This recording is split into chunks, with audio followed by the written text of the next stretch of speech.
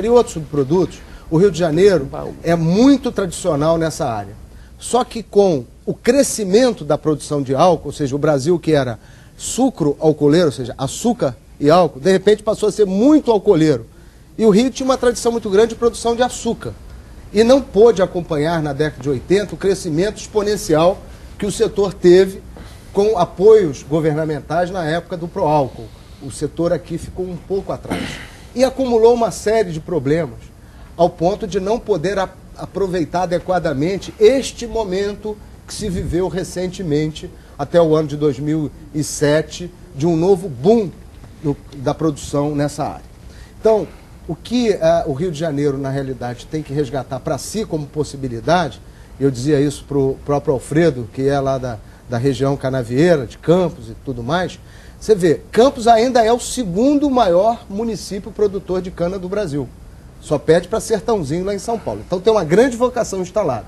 O que se precisa é remontar o ambiente de empresários dedicados à atividade industrial na região. E para isso, a produção agrícola propriamente, ela precisa acompanhar o esforço da indústria. Porque não tem bom produtor de cana se a indústria estiver desmontada. Por quê? Ele é muito dependente de colocar o produto ali. Quando você planta cana, você tem que vender num raio máximo de 40 quilômetros. Então você é muito ligado, quase que umbilicalmente, à indústria que está nos seus arredores. Se essa indústria não vai bem, a produção não vai bem. Então o esforço que o nosso governo está fazendo é no sentido de implementar o chamado Plano Diretor de Agroenergia. Para isso, algumas facilidades estão sendo criadas, tanto no financiamento via Investe Rio, quanto no financiamento do sistema bancário, mas algumas dificuldades terão que ser vencidas. Essas dificuldades têm a ver com o rearranjo justamente das indústrias que tem na região. Muitas passam por processos de recuperação judicial, enfim, de problemas de outra ordem. Aquelas que estão saudáveis serão as primeiras, evidentemente, a conduzirem esse processo. Tem superada a chamada crise financeira de liquidez, que nos atrapalhou, só para vocês terem uma ideia, nós tínhamos 250 milhões de reais em investimentos a serem anunciados entre os meses de setembro e dezembro do ano passado. Isso tudo caiu por terra junto com a crise mundial. Nossa expectativa é retomar agora e botar novamente o setor no trilho, porque ele tem grandes alegrias a nos dar ao longo dos próximos anos. Secretário, o senhor tem uma posição singular no meio da agricultura, né? Nós conversamos a esse respeito outro dia. O senhor agora há pouco até falou que quer que a agricultura do Rio de Janeiro seja a melhor, não a maior, pelo menos a melhor, e que pode conjugar a proteção ambiental com a questão agrícola. Porque no setor agrícola tem um embate, né? Em geral, os agricultores estão de um lado e os ambientalistas do outro. Então, eu queria que o senhor esclarecesse como é que é possível essa conciliação de preservação ambiental com o desenvolvimento da agricultura, na sua opinião. E vou fazer uma pergunta, uma carona, porque tiraram o pão da minha boca aqui agora há pouco. 2010, o senhor falou que 2012 está longe ainda, né? Próximo domingo tem outro jogo, né? Então, 2010, deputado federal ou estadual? Bem, vou começar pelo final, então. Tá bom. Porque acho que, assim, faz uma conexão com a pergunta anterior. Então, deputado estadual, sim. Porque eu acho que a gente tem já colocado na Assembleia uma questão importante. Primeiro, era muito difícil você ter uma representação setorial na Assembleia Legislativa. Nós conseguimos essa vitória. Em 70 anos da Secretaria da Agricultura, é a primeira vez que o setor consegue se unir em torno de um nome, fazer um trabalho nessa direção. E tem outros bons nomes também no Estado que militam em agricultura, que hoje a gente conseguiu, de alguma maneira, fazer essa união, e a Assembleia Legislativa reflete isso hoje. Então, a primeira visão é essa, o primeiro direcionamento é esse. O segundo ponto, e aí focando a parte ambiental, quando nós dizemos que o Rio de Janeiro é o Estado que tem a possibilidade de fazer essa união, eu levei isso ao ministro Mink, levei ao ministro Stefanes, da Agricultura, ao ministro do Desenvolvimento Agrário, Guilherme Cassel. Trouxemos a Feira da Agricultura Familiar, o Brasil Rural Contemporâneo, foi em novembro do ano passado e vai se repetir agora, mais de 300 mil pessoas nessa feira. Por quê? Porque o Rio pode unir essas duas vertentes e acredito que o caminho é o diálogo.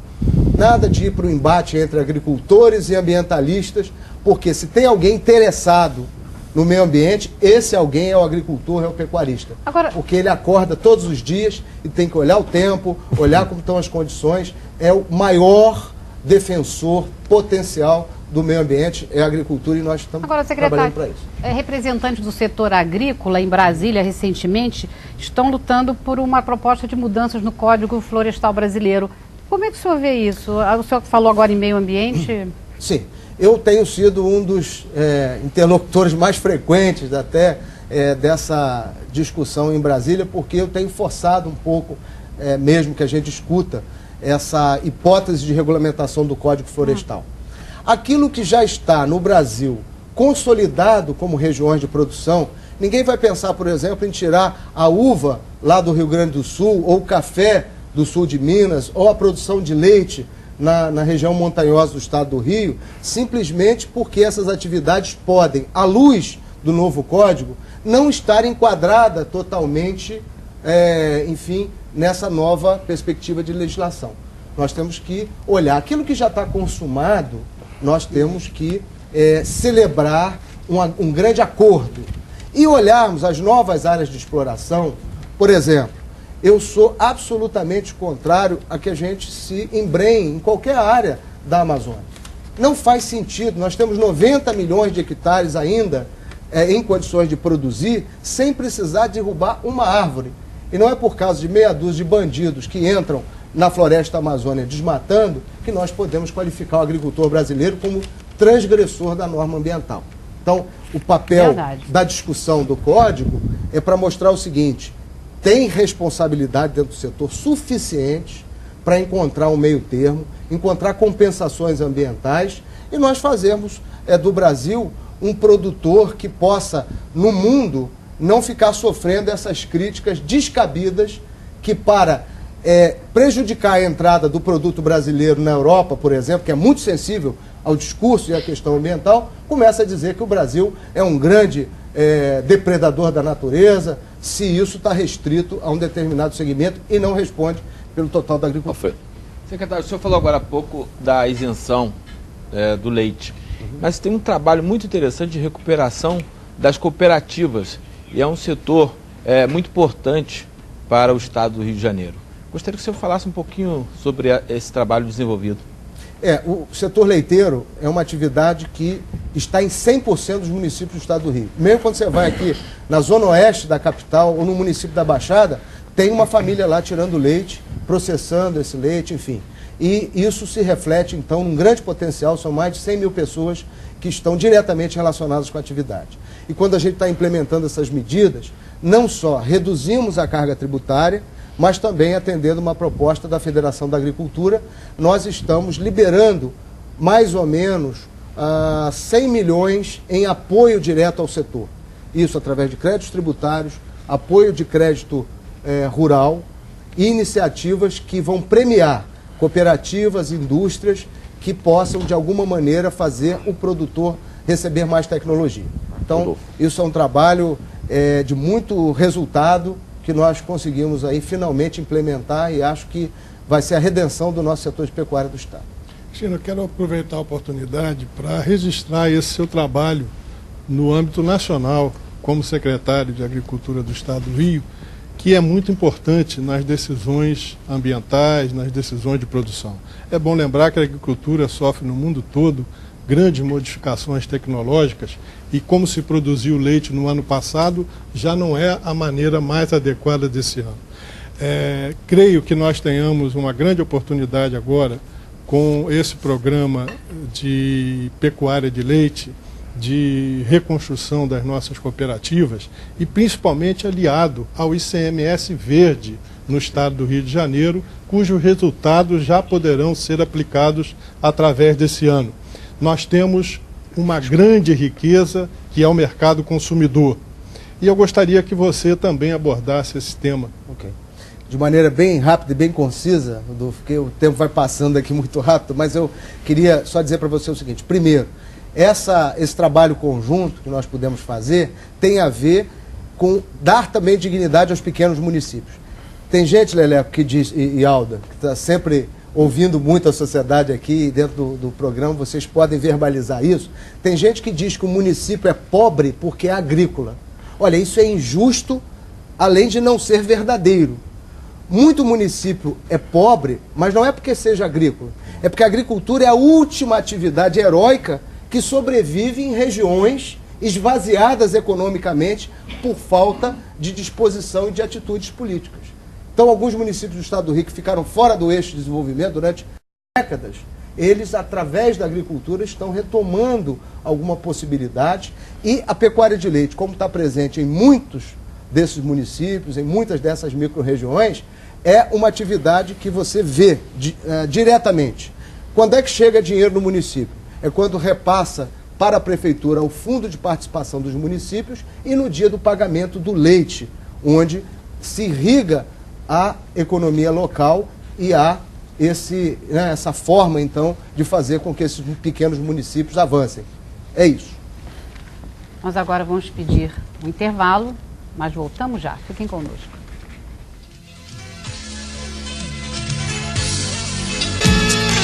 Mais uma vez eu gostaria de saudar todas as mamães aqui do nosso estado, do território brasileiro também, esse dia maravilhoso, que é o Dia das Mamães.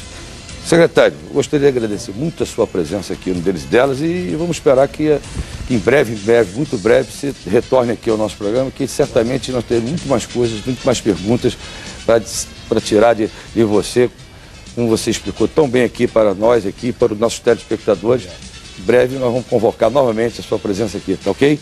E aqui está uma lembrancinha do nosso plano Deles e Delas para você, uma camiseta, ao Paulo Roberto, ao nosso amigo Rodolfo. Secretário, você tem 30 segundos para fazer as suas considerações finais. Mais uma vez, muito obrigado. Ok. Eu que agradeço, Leleco. E primeiro quero saudar as mamães. A pessoa da Cláudia, minha mulher, né, que me deu a alegria do meu filho Klaus. Tem sido aí uma guerreira do meu lado. A minha mãe, Cleí, em nome delas, e da Alda, que está aqui presente, né, a mamãe também. Saudar todas as mamães. Eu quero ressaltar o papel que o nosso setor vem desenvolvendo aqui para o Rio de Janeiro, não só por esses fatores que foram colocados aqui, mas também porque eu acho que a nossa cidade do Rio, a nossa capital, ela vai ser muito mais equilibrada na medida em que o interior do estado do Rio possa receber os investimentos e a atenção que tem sido dedicada pelo governador Sérgio Cabral e que tenho certeza que com esse legado da parceria que ele desenhou com o governo federal, através do presidente Lula, nós vamos ter a oportunidade de colher esses frutos ao longo desses anos que teremos pela frente. Então, é um grande desafio, por um lado, estar, mais uma vez, à frente da agricultura, mas, por outro lado, me dá uma grande alegria poder contar com a equipe que eu conto, com as empresas vinculadas que eu tenho, a Emater, a Pesagro, a Ceasa, a Caserja, a Fiperja, formada por grandes profissionais e que essa equipe, ela sim é responsável por essa trajetória e eu tento cumprir ali um papel que é um pouco articular, um pouco estimular, um pouco fazer com que essa paixão pela agricultura, pelo interior e pelo desenvolvimento econômico, a geração de empregos, possa estar impregnada em todo mundo e que a gente faça isso com grande alegria e com grande sentido, né, de devoção ao nosso estado do Rio de Janeiro. É isso. Obrigada, secretário. Quero agradecer ao Paulo Roberto Araújo, de O Globo, Geraldo Tadeu Monteiro, que é cientista político, ao Rodolfo Tavares, presidente da Federação de Agricultura, Pecuária e Pesca do Estado do Rio de Janeiro, e Alfredo Soares, jornalista da Band. E para vocês eu quero também, como Leleco, como nosso secretário, mandar um beijo muito especial para todas as mães e dizer a elas que tenham sempre muita paz e, acima de tudo, esperança. Um beijo para vocês. Olha, e não se esqueça de ler que o grande líder aqui, em verdade, no Norte-Sul Fluminense, lá em Campos também, em São Gonçalo, Niterói, o Fluminense são 131 anos dedicados ao bom jornalismo. O Fluminense que tem uma grande parceria aqui com a nossa Band News, a 94.1. Secretário, mais uma vez, muito obrigado e volte aqui. Agradeço. Voltarei com muita alegria, porque esse aqui é um grande programa. Temos muitas perguntas ainda. Boa noite, Alda. Boa noite a vocês todos. Beijão a todos. Uma boa semana e até o próximo domingo com mais um Deles e Delas. Fique agora com o Baú do Chacrinha com o Engenheiro Jair. Tchau.